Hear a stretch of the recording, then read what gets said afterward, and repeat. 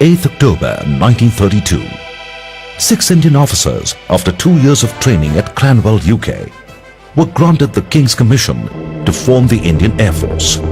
The British aircraft they flew would start by hand-turned gear at a speed of 225 kilometers and was named after the North American deer.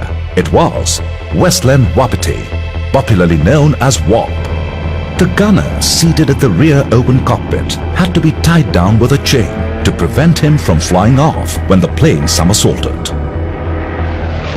5 Indian pilots had seen the action before during the First World War, but as part of the Royal Flying Corps, England. When the Second World War broke out, the IAF comprised of only 1 squadron with 16 officers and 269 airmen. By the end of the war, owing to their brilliantly daring performance, the IAF had 9 squadrons. In 1942, the Indian Air Force received what is known as one of the world's classic fighter planes, the Hawker Hurricanes. Through 1943 and 1944, the Hurricane Squadron fought on the Burma front.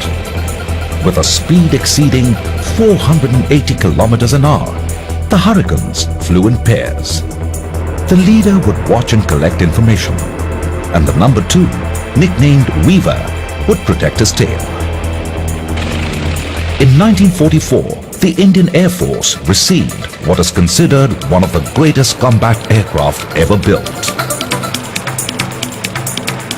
With a speed of 720 kilometers an hour and famed for its role during the Battle of Britain, this was the legendary Supermarine Spitfire, and the Indian Air Force had over 350 of them.